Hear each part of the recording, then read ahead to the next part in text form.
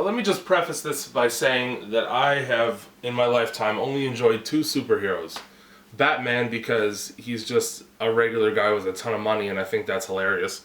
And the Punisher, because all he does is kill mean people. It's like his whole bag. It's good stuff. Everybody talks about seeing the new Avengers, and to be honest, I'm just going to keep my eyes closed for every part that isn't James Spader, because all of those heroes suck. Thor is what? A god from outer space or something with a big hammer that nobody can touch but him. So he's the superhero equivalent of that one guy in the AV club in high school that wouldn't let you anywhere near the projector. The Hulk's just an angry man, and Iron Man is Batman, only more colorful and he flies more. And I don't even care about the other two, Robin Hood and the main character from Perfect Dark. But don't take my word for it, because I haven't seen past the first one. They gotta start Spider-Man all over every year and a half, like some depressing version of Groundhog Day where Spider-Man never stops ejaculating out of his hands and he never learns what it's like to have to pay car insurance. Eventually it's gonna be like the Saw and Paranormal Activity series where they get worse and worse to the point where I just hope everybody dies in the beginning. I don't know how, but they managed to turn Superman into the human being equivalent of the plane that hit the North Tower, and the guy who wrote Chronicle got kicked off of Chronicle too. And that's like his baby. Imagine if you let your kid dye its hair blonde and then a bunch of businessmen came in and just took it away. My point is, I'd probably make a better superhero than most of them because I got one of these.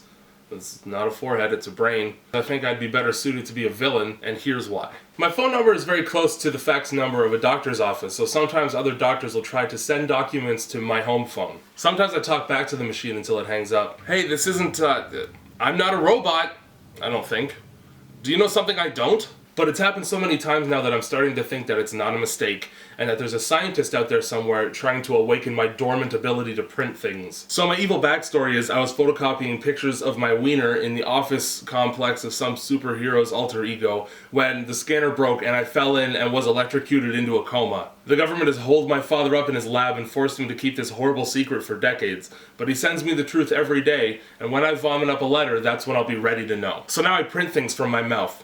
Real fast. The good guys cower in fear at the might of paper cut. And superheroes would never find me either, because my lair would be somewhere totally inconspicuous. Not like some fortress in an elephant graveyard with thorns coming out of it, that the second you hear the name you go, oh, that's where he must be staying. Alright guys, we gotta find paper cut, alright? He just runs around spitting loose leaf at people and making it really uncomfortable for like 3 days. Hey, have we checked the cave of 1,000 paper cuts? Wait, is that actually what it's called? Well, fuck, let's go. And it wouldn't be a warehouse or a hangar or anything like that, because every industrial building with only one window looks like a secret from the outside. I almost want to guarantee that if you opened the door to every warehouse on Earth, chances are you're going to find at least one UFO in there. Every hangar looks like it's hiding a UFO. And it wouldn't even be paper related, because that's too obvious. No, what's the opposite of paper? I think my lair would be in a big rock. Does paper beats rock? I don't know. Every supervillain's evil lair has one entrance and one entrance only.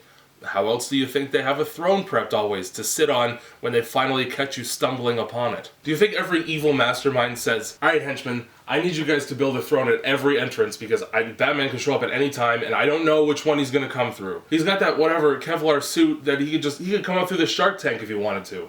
The sharks don't care, they're gonna bite him and lose their teeth. I don't want to lose face in front of Batman. At the very least, I want to be able to sit in a throne so I could cackle at him while my sharks are trying to gum him to death. And you know what? Can you guys warn me like 20 minutes in advance? Because it's a big lair and I gotta change into my good spandex. No, see, it's just one tunnel, or one trapdoor, or one subway turnstile, and so that you never see behind his throne of fear and ice.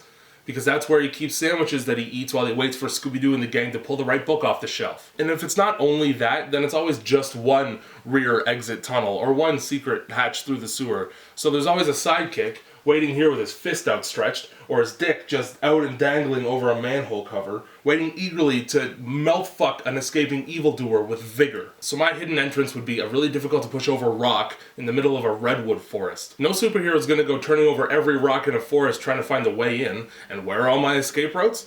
Up the middle of trees, and I have jetpacks in the canopy just ready to go. And my second evil lair is even more clever, because it's in the middle of a cotton field.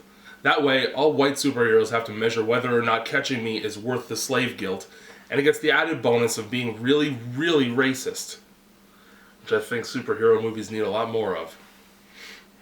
And I'm thinking, but Jay, how are you going to distinguish your lair from all the other big rocks? Well, I'm going to draw scissors on it. That's a fucking stupid joke.